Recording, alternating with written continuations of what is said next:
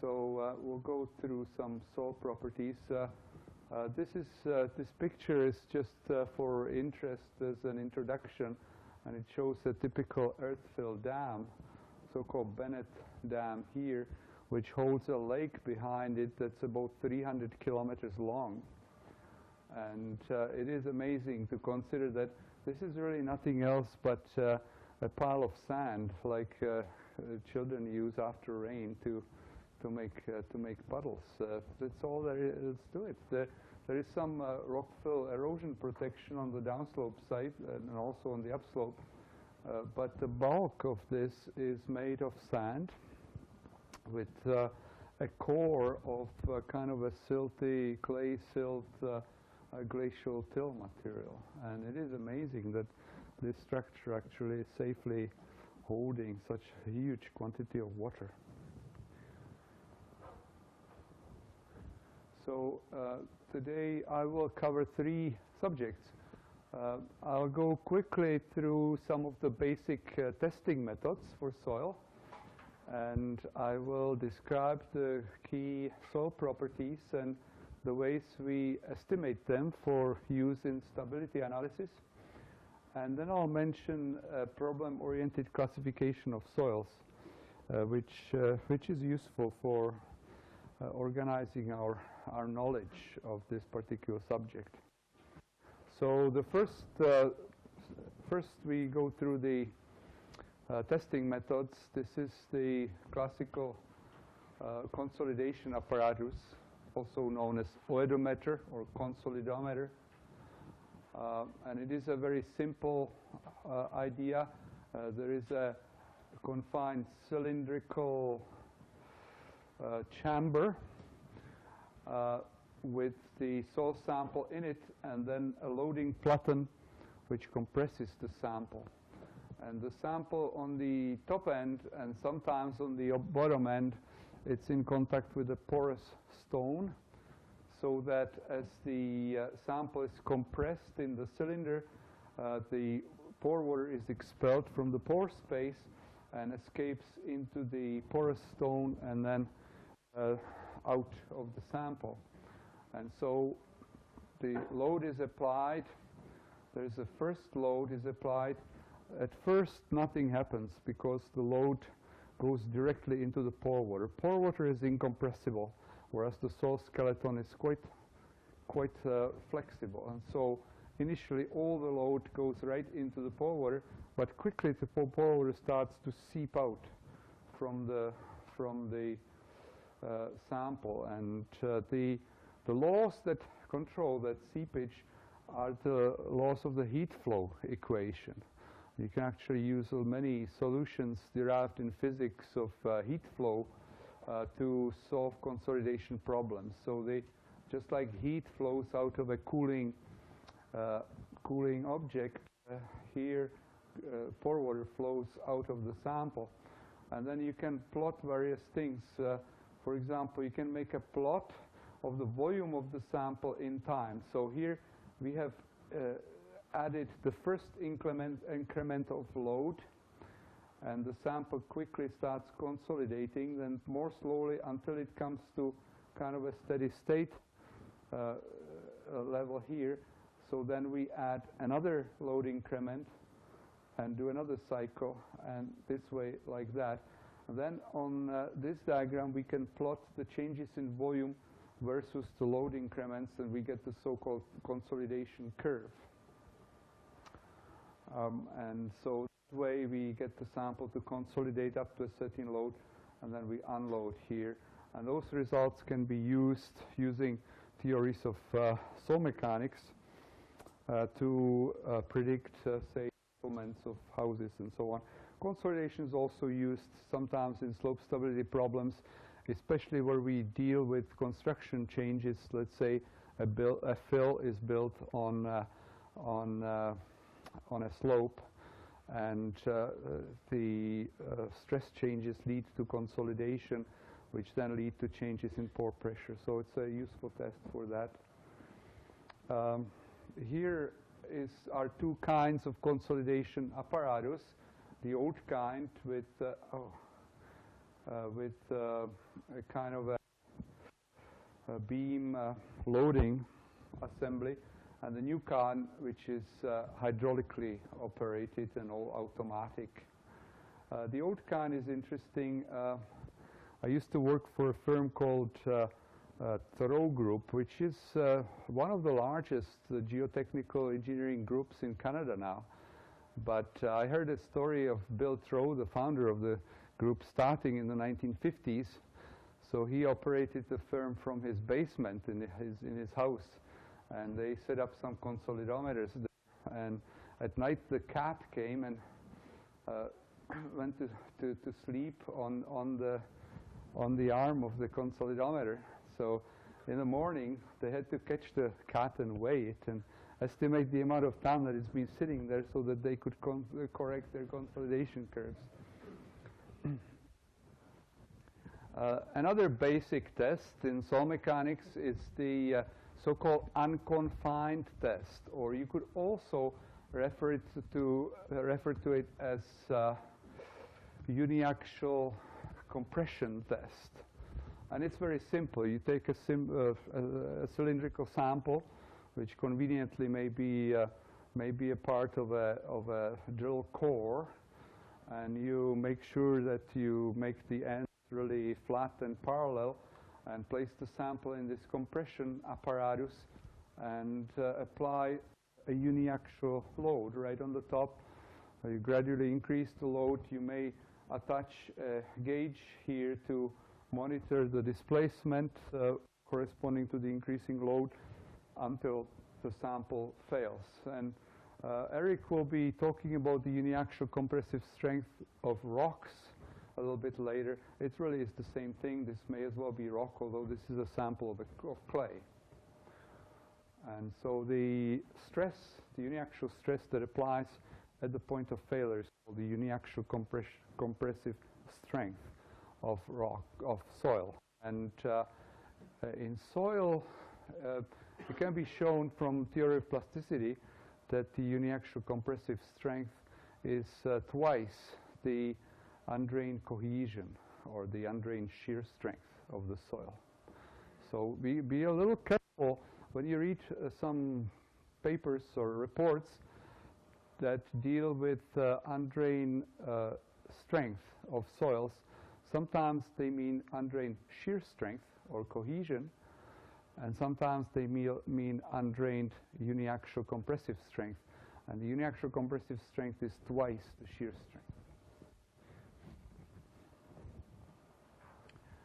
Then the more sophisticated test is the triaxial test, where the load is applied in two components, one being the cell pressure, which is usually the minor principal stress on the sample, and the other one being actual load applied the same way as in the uniaxial compression test. So the difference really is it's the same apparatus, but the difference is that the sample is now enclosed in a cell which is filled with fluid, and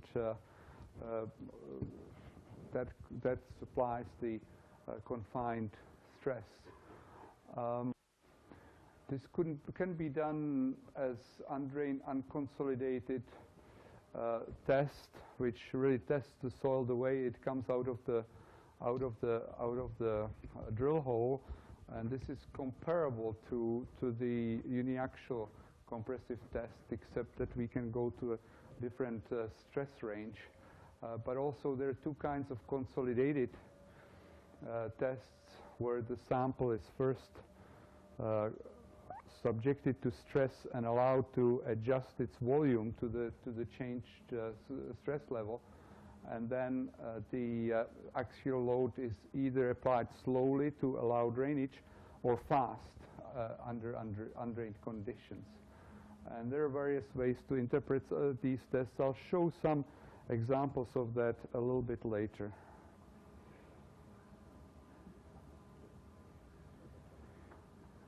The third kind of test is direct shear.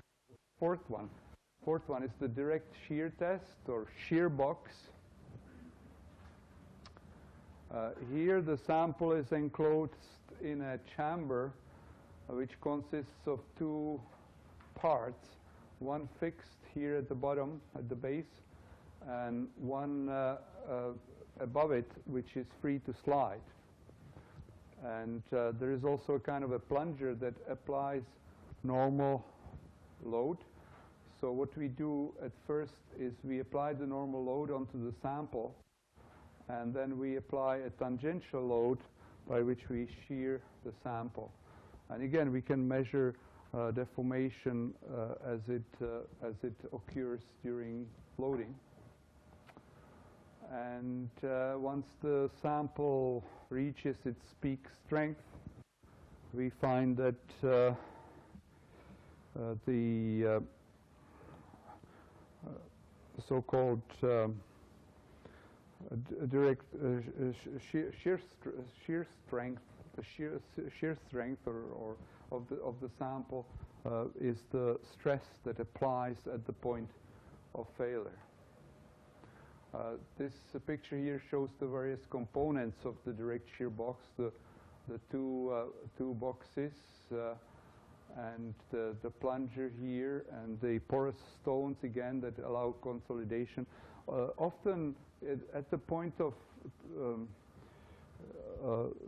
application of the normal load, we subject the sample basically to a consolidation test. So the shear box in the initial stages of testing is like a odometer, but then after consolidation we fail the sample. So that's the direct shear test. Okay, and I think that's all. There are some other tests that can be done in the laboratory. I will not describe those, but instead I'll mention that quite a lot of properties in landslide engineering are derived not from laboratory tests but from field tests. So I will at least mention two of the most important field tests. The first one is the standard penetration test, or STP, and that consists. It's really a sampling method. So we have drilling rods going into a drill hole here, and on the drilling rods is attached a sampler, which consists of two halves. It's a split. It's also called affectionately by field engineers as the split spoon. So it's a kind of a split tube that closes like this, and the ends hold the two parts of the sampler together. And then the sampler is driven. It's positioned at the bottom of the hole and is driven into the ground using hammers. And here are three types of hammers. This so-called donut hammer is the most commonly used in North America. It's a very primitive method. You have a chap standing there with a kind of a winch with a rope slung around it. He applies tension, and the winch lifts the hammer up, and then he releases a trigger, and the hammer drops down.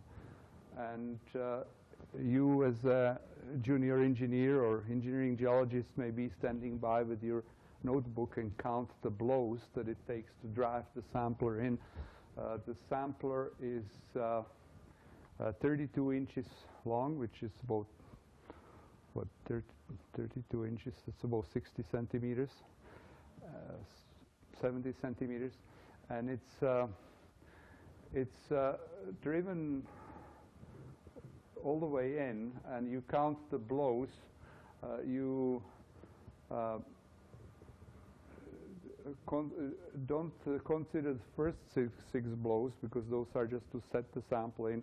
You count the remaining 12, and then the number n, or standard penetration resistance, equals the number of blows for the last 12 inches, with some corrections. There is a correction for so-called energy ratio, because it was found that there's a difference in the amount of energy that's applied by the different hammers. So depending on the rating of your hammer, you have to apply an energy ratio correction.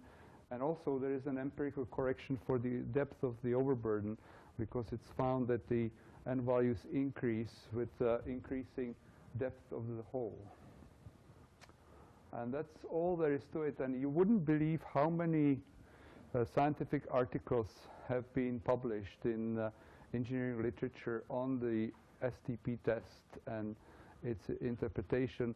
And in fact, practically all of the evaluation of liquefaction hazards, settlement of buildings on granular soils, and slope stability, friction angle in slopes, is derived from the n values. It's a very primitive testing method, but it is widely used and very well calibrated. The second important test comes in clays. The first one was in sands. The second one is in clays, especially relatively soft clays. In stiff and hard clays, you cannot use it because the vane would be destroyed before you could turn it. So it's called a borehole vane. Again, it's a kind of an apparatus like this that's positioned to the bottom of the hole. Then it is inserted into the soil below the end of the hole. And then it's turned using a kind of a torque apparatus at the top. And a record is made of the torque. Torque is moment. Okay. So you have to take the force times so for the moment arm. That equals the torque is recorded against rotation.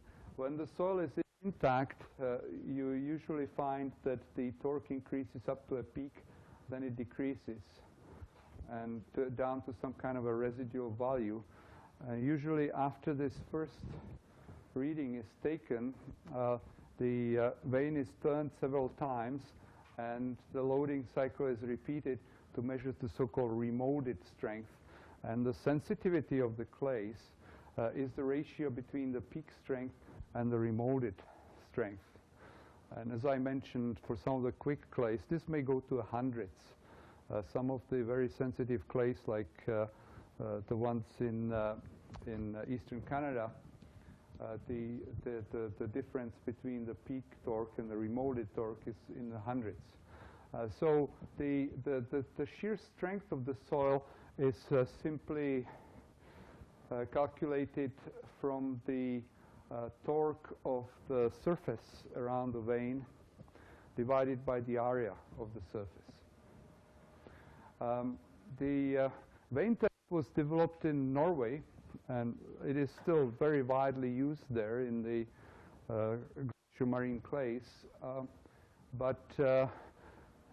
And it works okay, but some corrections have to be applied. For example, the standard so-called Bjerum's correction tells you that depending on the plasticity index of the clay, a correction of up to about 40% has to be applied to reduce the vane shear strength before it can be used to calculate slope stability in clays. Again, a very crude experiment, really, but people rely on it and build and evaluate slopes on the basis of it. Okay, so this sort of finishes an overview of the techniques of soil property measurement. And so now I would like to go to the properties themselves. And so the ones that are relevant to slope stability are these. At first, it's the so-called drain shear strength, which consists of friction angle and so-called through cohesion. Or sometimes, and especially this is especially true in rocks, but also in many soils, instead of friction angle and cohesion, there is a curved strength envelope. So these drained parameters apply in slow loading where no pore pressure response happens as a result of stressing the soil.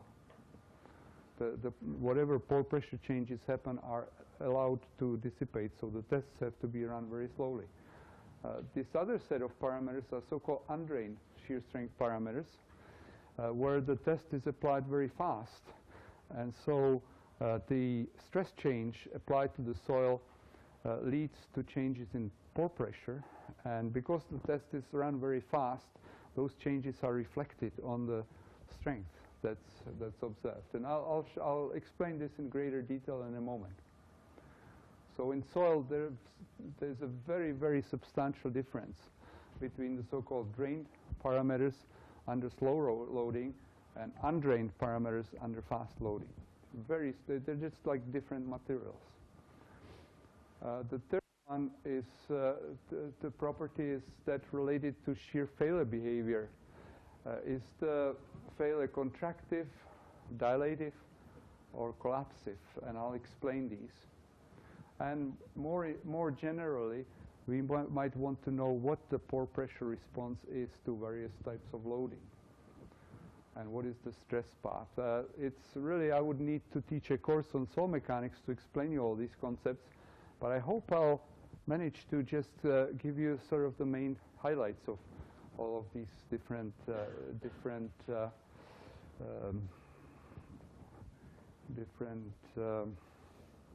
processes. The fourth soil property is time-dependent changes, particularly softening, because soils don't always retain the same properties forever. You might excavate a slope and it's quite stable, and you might find that a failure will occur, let's say 20 years later. That's not caused by any changes in applied loading or any other conditions, but simply by the change of the strength properties of the soil that happens over a long time. There are also mechanical changes, such as pre-shearing to residual strength. And finally, there are properties of moisture dependency. This applies in saturated soils, unsaturated soils. Unsaturated soils may have certain properties that act and keep the slope stable in the short term, but once the moisture condition of the slope is changed, they may disappear or at least change sufficiently to cause failure. So I will try to cover all of these. So let's start with a basic model of soil strength. And generally, under drained loading conditions, soils are characterized by the Mohr Coulomb strength model, which is shown on this diagram here. So here, let's say we are looking at a direct shear test, and in most of my diagrams, I will refer to the stress conditions in the direct shear tests, with a normal stress being applied vertically, and then shear stress being applied by shearing the two boxes. But of course, this is a model of what happens on the sliding plane or the rupture surface of a slide, where one body of soil is trying to slide over another one, while a normal stress is acting across the surface. Oh. Okay, so on this diagram, we have the conditions in the shear box, where on this axis we're recording the shear stress, and on that axis we're recording the normal stress. So that's just like the Coulomb frictional law, but it was modified by Terzaghi into this form here, because Terzaghi recognized that in soils the shear strength does not depend only on the total normal stress applied on the sample. It depends in fact on this factor, which is the total normal stress.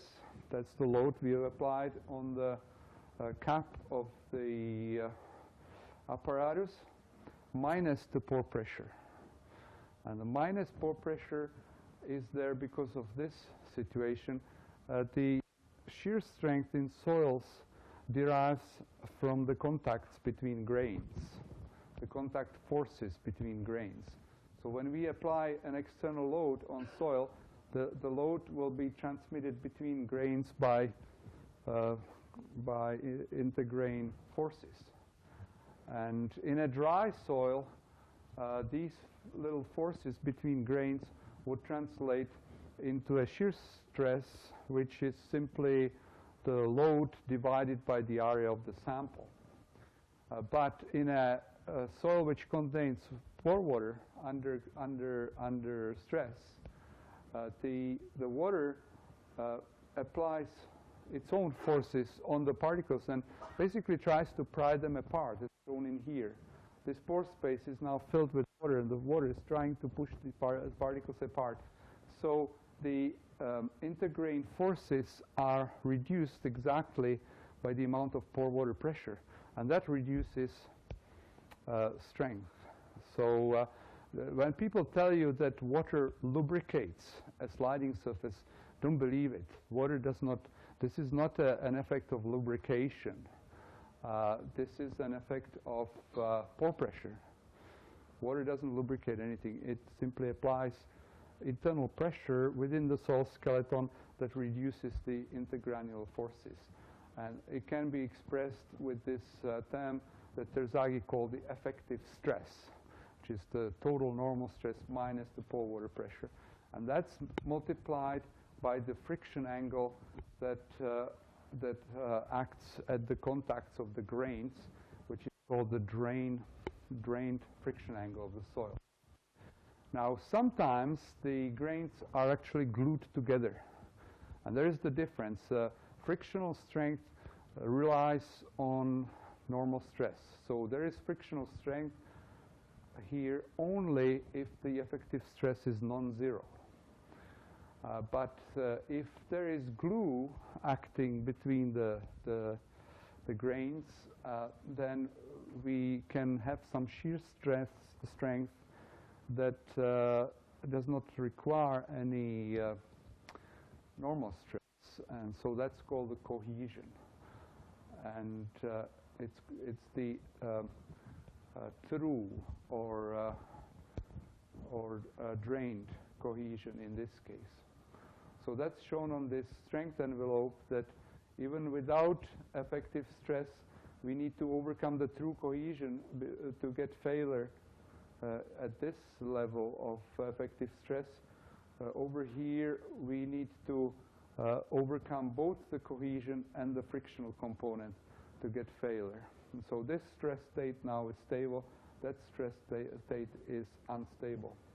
And we're plotting not the normal stress, but the effective stress down here and the shear stress over there. Okay. Now, the cohesion is the friction. I think friction factor is relatively easy to understand. The cohesion factor is not so easy to understand. It is really quite a complex phenomenon. So what does through cohesion, or what does cohesion come from? So the so-called through cohesion in clays comes from electrostatic forces. And it only occurs in stiff or over-consolidated clays, or perhaps in cemented clays, which are rather rare. So the electrostatic cohesion, when clay minerals are phyllosilicates, they're platy minerals that are sometimes extremely thin, given their length. When we talk about smectites, montmorillonite, for example, the sample is thousands of times longer than it is thick. It's like an extremely thin sheet of paper. And so the samples are not electrically stable. They're just charged up with static electricity. And when the clay deposits gradually, grain by grain, in a still water environment, the grains don't like each other. They don't come very close together, generally. They stay apart because the new particle comes in, but it doesn't really want to come very close to its neighbors. And so normally consolidated clay will not have any true cohesion. The particles will not come close enough together to attract each other. But if then subsequently the sample is loaded, the particles are close together, are forced together. They're pushed together like this. And once they come closer together, the electrostatic forces of attraction start to predominate. And so the particles will stick together electrostatically. And in order to shear them, then you have to overcome that electrostatic attraction, and that's the true cohesion. On a strength plot, it shows like this, where this level of effective stress is the preconsolidation stress. This is the maximum effective stress that was applied in the past. And at stress levels below that, you find that the strength envelope has a cohesion intercept and a somewhat flatter friction angle. Whereas here, where we are in the virgin state, where we are at stress levels that have not been experienced before, there is no true cohesion. So that model that I showed you on the previous page would apply for overconsolidated clays over here, whereas for normally consolidated clays, the envelope is straight. Remember that the true cohesion of overconsolidated clays can be lost through weathering or so-called softening, and I'll explain that in a moment. The second kind of cohesion is cementing. This, as I said, it sometimes applies in clays, but more commonly in sands. And this really can be through cementing associated with diagenesis, like in sandstones.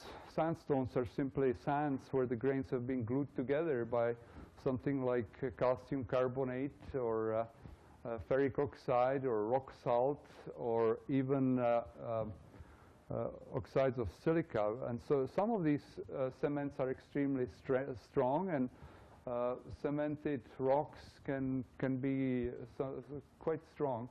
Soils generally are much more weakly cemented. You find cemented sands, cemented silts, and even gravels. But some of those soil cements are quite unreliable, and they're prone to weather away or to dissolve on wetting. A lot of cementing is found in arid climates where there is a net upward transport of salt, and you create duric crusts or cemented layers in the soil. A lot of those cements can subsequently be dissolved and lost. Now, third type of true cohesion is root cohesion.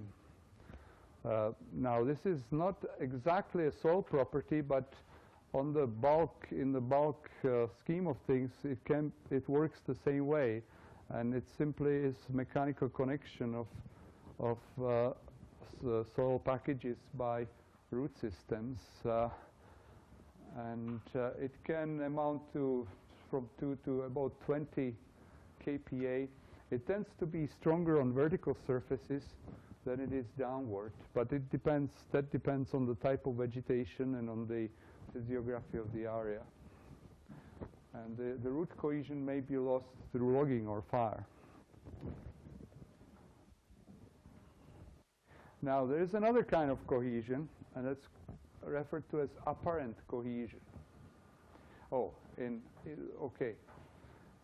So there is apparent cohesion in unsaturated soil.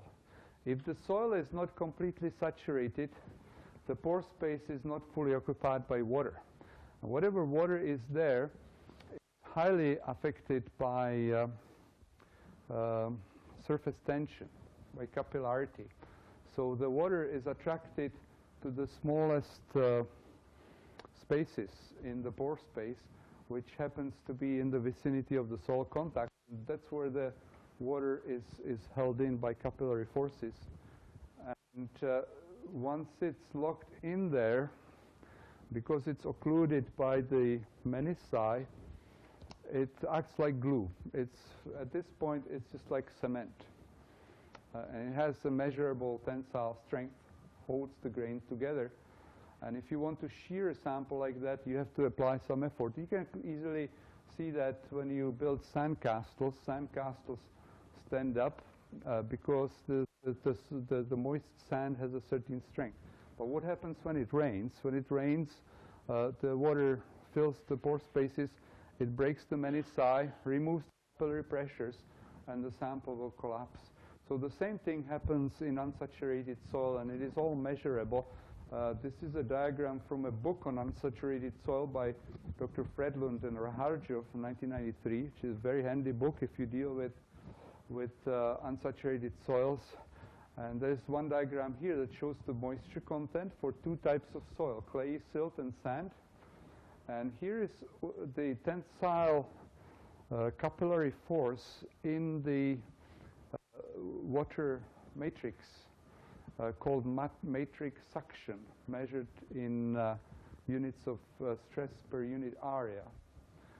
And so you can see as the soil dries out, this is at full saturation here. As we decrease the saturation in the clay silt, for example, the matrix suction goes dramatically higher, up to 400 kPa here, and that is reflected on this diagram here, where we also still have the matrix suction by shear strength. So we have a kind of a strength envelope here that results from unsaturation. So this allows us to, say, dig trenches, temporary trenches in silty soil with vertical walls that will not collapse because the soil has this matrix suction in it and apparent cohesion. But watch out when it rains and this excavation is open. That's why you don't, in practical problems where you actually want to analyze it, there are books available on the mechanics of unsaturated soils, but to my knowledge, unsaturated strength parameters are very rarely used for analysis in soil mechanics. The only exception for this, perhaps, is in artificial fills, compacted fills, where we have a very close control on the moisture content and the density of the soil. In natural slides, you almost always assume that the soil will at one point reach full saturation and failure will occur. Now the last type of cohesion is apparent cohesion due to pore pressure response during undrained loading or relatively fast loading. So let us look at the direct shear test again. The soil skeleton can be represented by a spring. And here is the total stress applied up on this spring. So part of the total stress is taken by the soil skeleton, and the other part by the pore water pressure within the box. So here we have a test at failure. We have just increased we have applied the normal stress, then we have increased the shear stress until failure occurred. And we find that the total stress here was at this level, and the shear stress was at that level. And failure happened at this point. So why did it happen when the failure envelope is like this? It happened, of course, because of the pore pressure in the sample. And so the actual stress state in terms of effective stress was at this point. So this is the total normal stress on the sample. This is the pore pressure. That's the effective stress on the sample, which is right on the failure envelope as predicted. And the failure has occurred at this point. Now suppose, so that's clear. That's just a restatement of what I already said, that the shear strength of soils depends on the effective stress. But what happens if we increase the total stress suddenly by an increment? So we've increased this stress by delta sigma. And down here, what happens is that the normal stress has gone up like this, but failure occurs, and at the same level of shear stress. Okay, so we have increased the normal stress on the sample, but we haven't gained any strength. Why is that? It's because of the pore pressure response within the sample. As we increased the normal stress was transmitted to the assembly of soil skeleton and water. And the soil skeleton, as represented by the spring, is quite flexible. So the soil skeleton just deforms very quickly, and the full quantity of the applied normal stress is taken up by the pore water. Because under these conditions, the pore water can be regarded as incompressible. So we've increased the normal stress by delta sigma, but the pore pressure has increased by exactly the same amount. And so you see, we've increased the normal stress, the pore pressure is increased by the same amount, and so the effective stress remains right where it was back before. And we can do this 100 times at different levels. We can go and, let's say, we decrease the normal stress rapidly. So we reduce it and repeat our test at this total stress level. And the failure will be exactly at the same point, because in this case, there is actually a decrease in pore water pressure. So the failure will still occur at the same amount.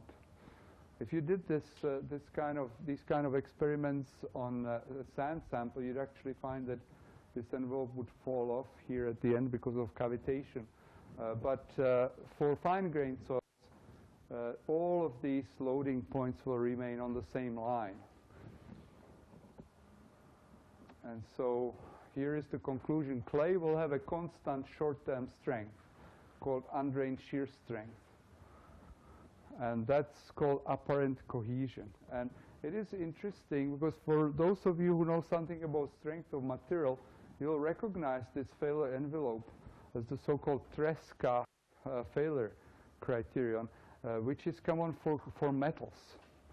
So soil under undrained condition behaves like a metal, like steel or copper, whereas soil under drained condition is strictly a Coulomb frictional material.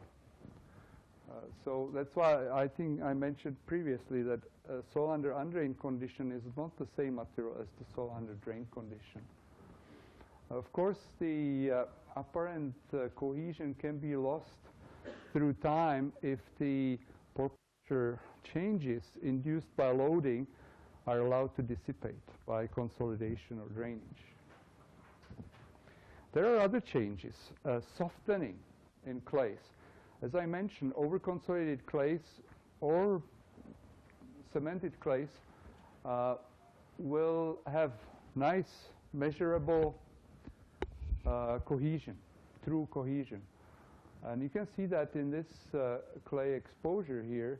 Well, this is somewhat dried up, but even if it wasn't, it holds together because the clay is consolidated and stiff. Quite a nice, strong material.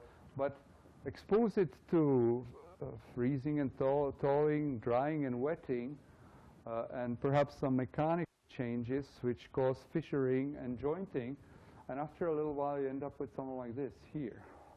So that's the same material, but it's softened. And in situ, when it's not accompanied by remolding, the kind of major change due to softening is the total loss of true cohesion. And so in clays, in stiff clays, overconsolidated clays, it is normal to use true cohesion in stability analysis only for the short term. If you have a long-term slope that should last for a decade or so or more, you should neglect the true cohesion because you can count on it disappearing over time as a result of softening.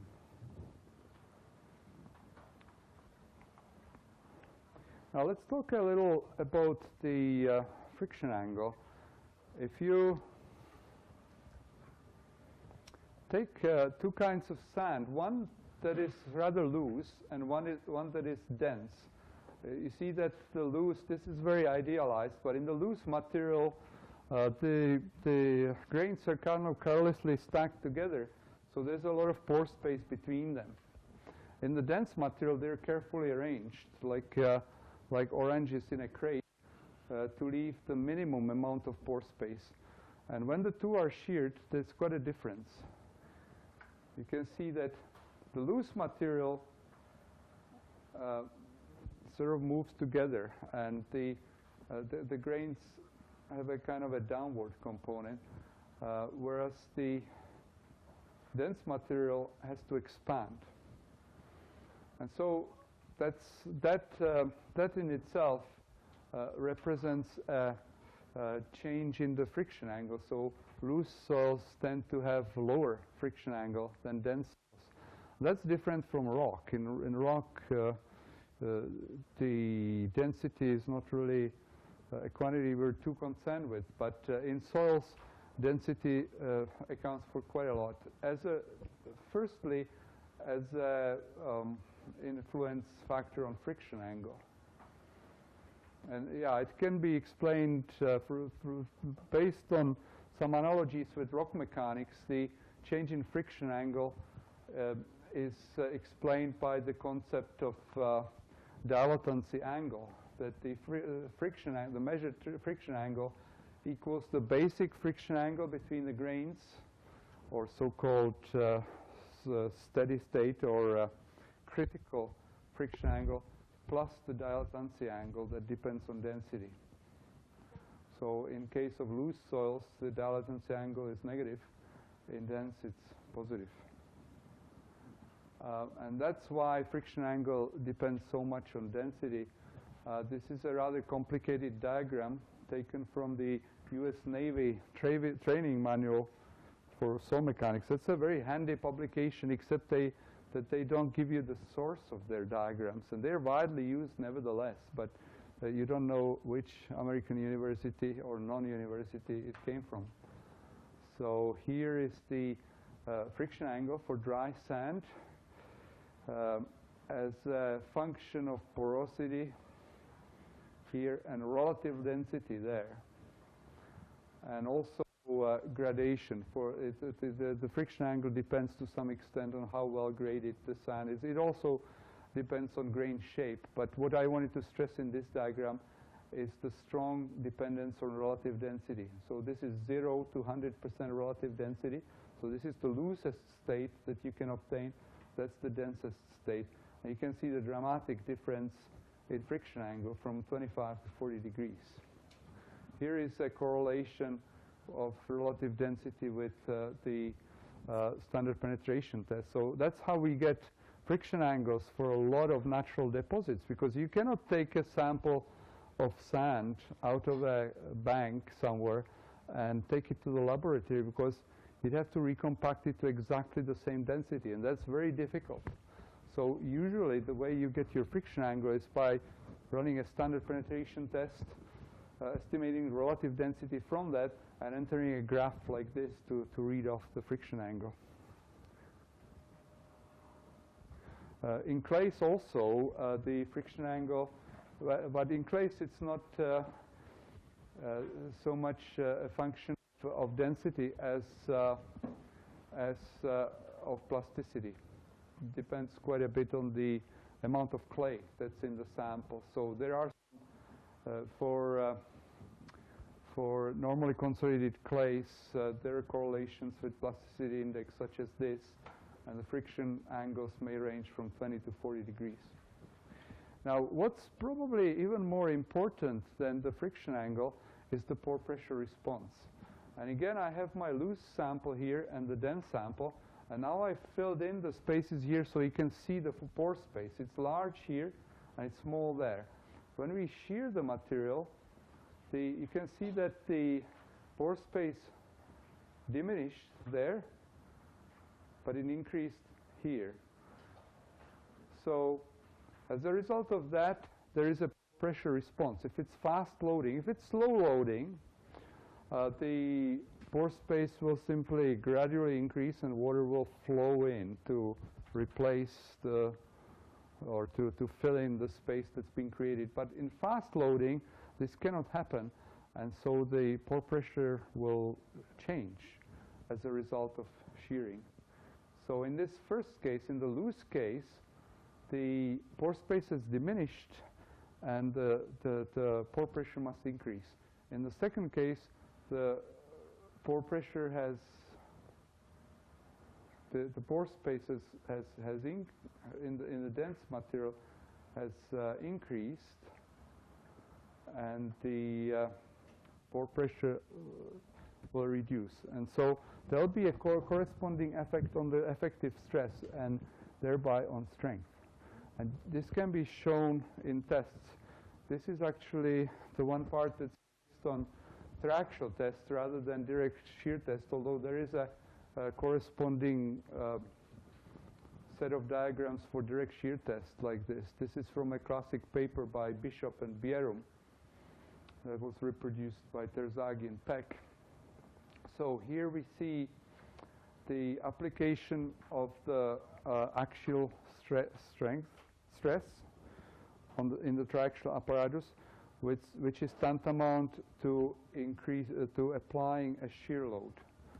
Okay, if we put a cylindrical sample, I was telling you that applying an actual load is the same thing as applying shear into the sample. So here we're increasing shear, and this is the actual strain of the sample. So in a loose contractile sand or normally consolidated clay at low sensitivity, there'll be this kind of a response, at first linear, then kind of plastic, and it sort of resembles a purely plastic response. And at the same time here you can see the pore pressure increasing here as the pore space is being reduced. In a dilatant material such as dense sand or over-consolidated clay, we get a much stronger increase in stress at a given level of strain. Then we get a kind of a peak here. And look at the pore pressure response. Initially, as the sample kind of sets together, there is a slight increase in pore pressure, but then there is a strong decrease in pore pressure. And this is where the sample is becoming stronger. So we have this response in loose, contractive soils, that response in dilatant soils. That's a fundamental difference. Unless you have highly sensitive clay with unstable structure, where you may get a sudden fall off. But I'll mention this in a moment. Yeah, right here actually. So there are some soils that are so loose that the soil skeleton actually does not remain coherent when the soil is stressed. So again, we have the same process as we discussed for loose sands or normally consolidated clays, where we have initially loose packing, and on application of shear stress, the soil skeleton goes into a denser packing. But in collapsive soils, this happens kind of catastrophically. It is a little bit like you have a box with oranges that have been very carefully arranged into a very loose packing, and you give it a kick, and the oranges will suddenly consolidate and become smaller in volume. So when that happens in soil, it leads to a dramatic increase in pore pressure. You can see that in this loading diagram. Let's say here we're looking at shear stress and effective stress in a sample of soil somewhere beneath a slope that's being built up, let's say a mining waste dump. So We have material constantly being added, and both the normal stress and the shear stress are increasing as the slope is being built up. So initially, if we start the sample from 0, it's a piece of soil that was initially lying on the surface. Now it's being buried by more material, and it's being loaded like this. And then let's say that the shear stress is increased for some reason, maybe as a result of some pore water increase. So the effective stress remains kind of constant, but the shear stress is increasing as the load is being added on. And then we find some magic point here. We're still well below the strength envelope. So according to the Teragi Coulomb strength criteria, we are still well into the stable regime. But something happens at this magic point, and the oranges snap together. They roll into a dense packing. And so we call that a collapse of the soil structure. And so even if we stop loading, we're not adding any more material, but the collapse has now happened. And the pore space of the soil is dramatically contracting.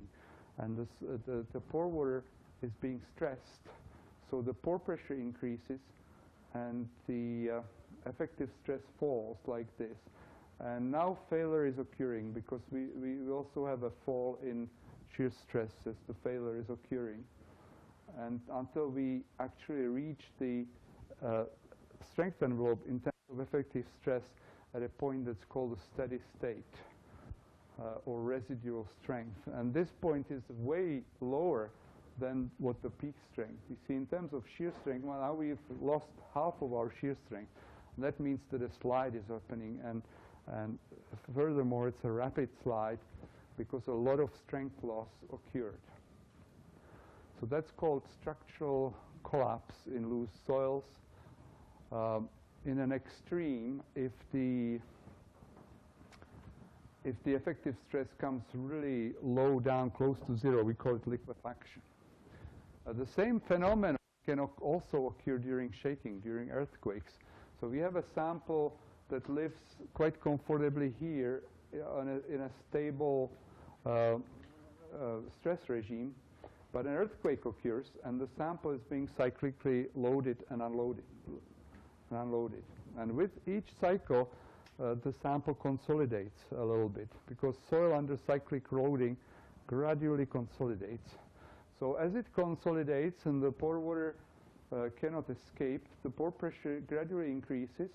So with each cycle, we're moving closer to here until during the final cycle, we reach that same magic collapse surface here, still well below the strength envelope, but the effect is the same. The oranges fall together, the soil skeleton collapses, and the sample moves down to the steady state strength, and we've now lost about 60% of the strength, and we have a flow slide. The sample changes more or less into a fluid and flows.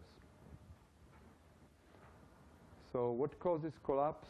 Loose saturated soil with the standard penetration values typically less than 8 blows per 12 inches.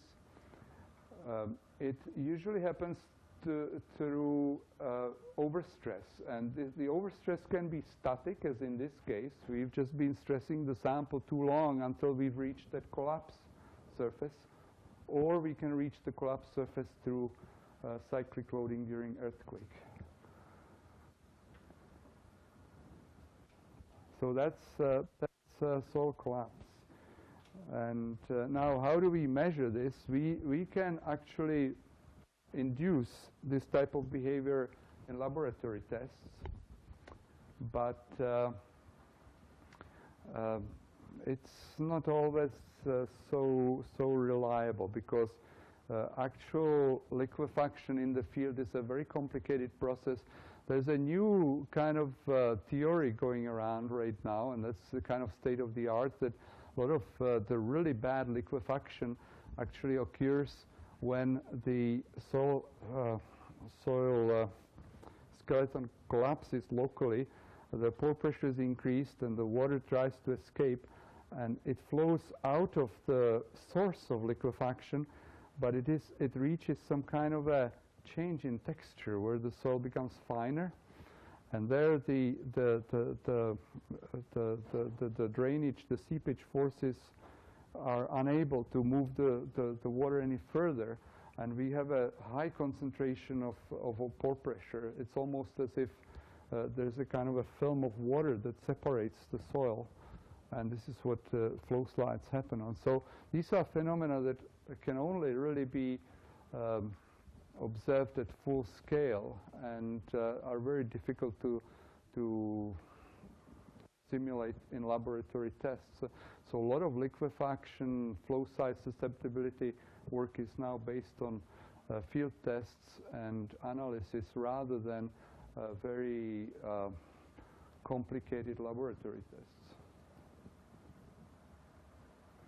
Yeah, and this I already mentioned, that in some clays also we have this rapid, dramatic loss of strength on overstressing. Okay, so I'd like to move to a further phenomenon. That's pre-shearing. I used the same picture where I showed the nice and cohesive clay, but here you can see a shear plane, and actually if this was a better image, you could see the polishing of this surface by pre-shearing. Clay minerals are platy, and when clay is sheared to beyond its ultimate strength, the shearing induces reorientation of the platy surfaces. They align themselves parallel with the failure, and the surface then becomes polished and quite slippery. So in terms of the stress displacement diagram, we see a reduction in drained strength or in friction, basically. In terms of the strength envelope, we see this as the peak envelope, but after the peak strength has been exceeded and the sample was sheared for a certain distance, the strength falls to the so-called residual value. At residual, we generally have zero cohesion, and the friction angle itself is now reduced to its residual value. And that residual value can be quite low. For example, this shows a collection of residual friction angles for different types of clays. So here's some illites, here's kaolinite, and sodium montmorillonite down here. You can see that for some of the montmorillonites, the friction angles could be as low as 5 degrees, the residual friction angles, whereas peak friction angle would be something like 20 degrees.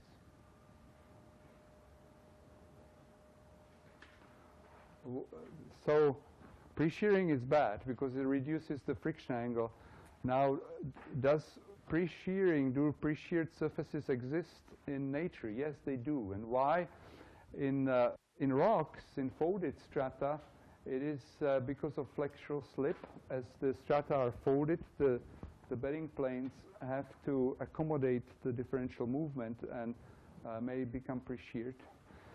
In glaciated region, or formerly glaciated regions, a lot of surfaces near the ground surface may be pre-sheared by glacial drag, and also relict landslides. This sample here is quite granular, as you can see, but at one level here, there's a very thin clay seam that's pre-sheared to 5 degrees residual angle, and that surface is persistent over 2 kilometers. I could show you the case history of that, quite 5 degrees. Here you can see pre-sheared sliding planes. So flexural slip, glacial drag, and relict landslides. And Professor Morgenstern put it this way: if you cannot prove that pre-shearing does not exist, then you should assume that it does. If you cannot, if you say, oh no, we won't find any pre-sheared residual strength surfaces in this soil package, you should better have a proof that that is the case. There is also a phenomenon of progressive failure, but I don't think I have time to cover that. So what I'll say is that if you have a reason to believe that there is pre-shearing existing, you should use the residual strength in your back analysis for stiff clays. If you don't, and if you have softening happening, at least in the long-term analysis, you should discount any through cohesion. But Professor Stark a few years ago suggested that if you don't actually have pre-shearing, if you believe that there is no pre-shearing, you should still reduce the friction angle to a half between the peak and residual to account for progressive failure. Whether that's a safe bet, I don't know. Okay, so here is a summary of the important aspect of strength loss, because it's one thing to have strength and to rely on it, but there are many cases where we have certain strength applicable initially, but then it disappears. And that's the really dangerous condition that leads to landslides.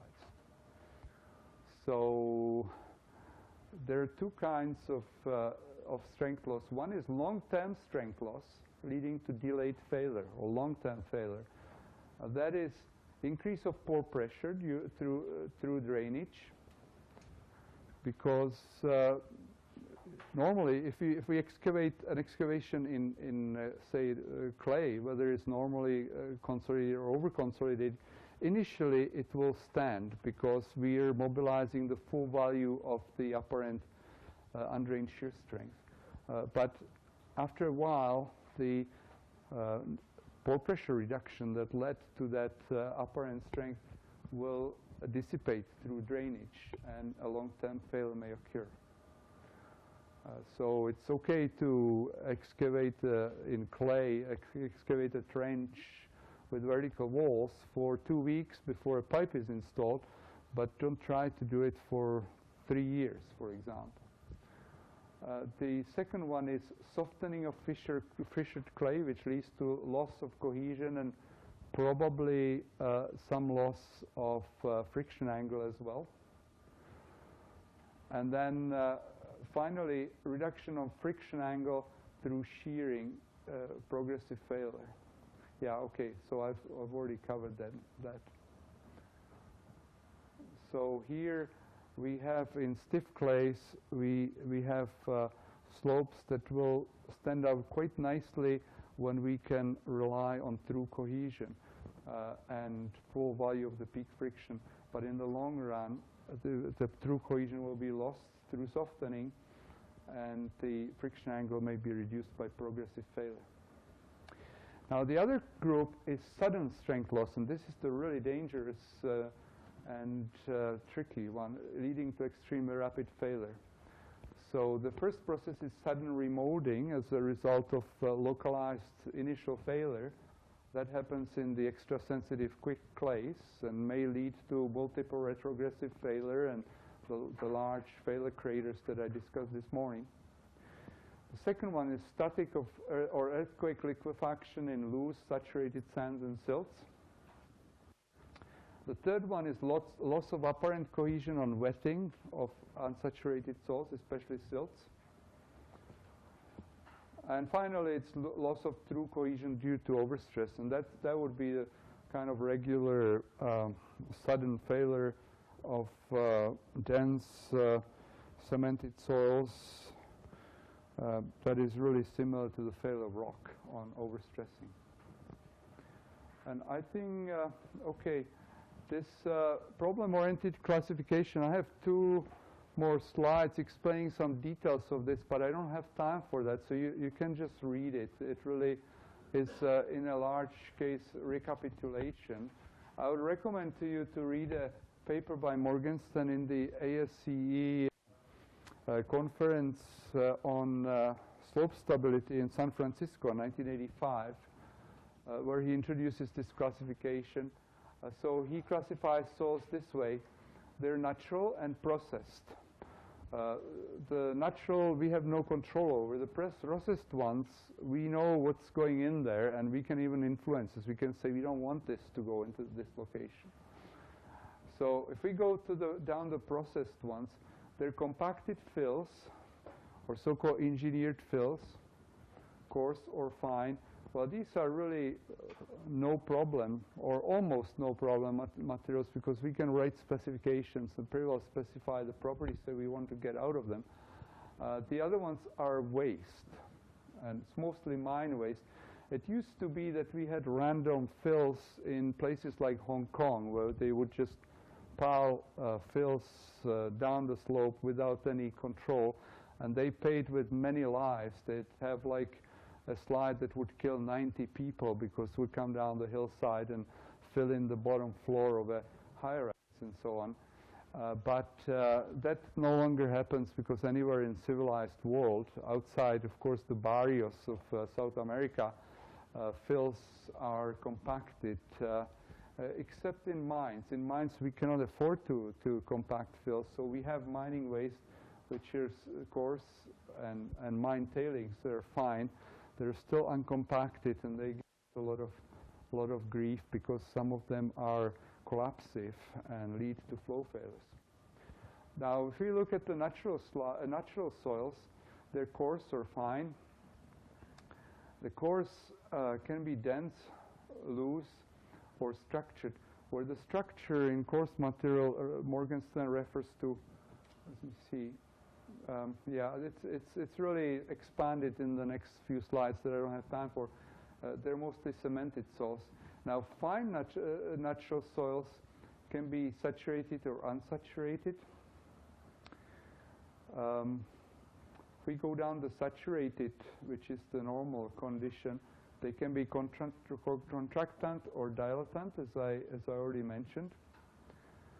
And among the contractant, there are the collapsive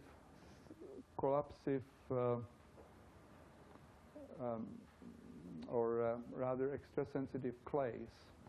And among the dilatant, we have the fissured clays that are subject to softening and pre-shearing. And that's about it. I really I cannot cover every aspect of this, but it is, maybe I'll just click through it. You see, every branch on that is discussed in greater detail based on Morgenstern's comments.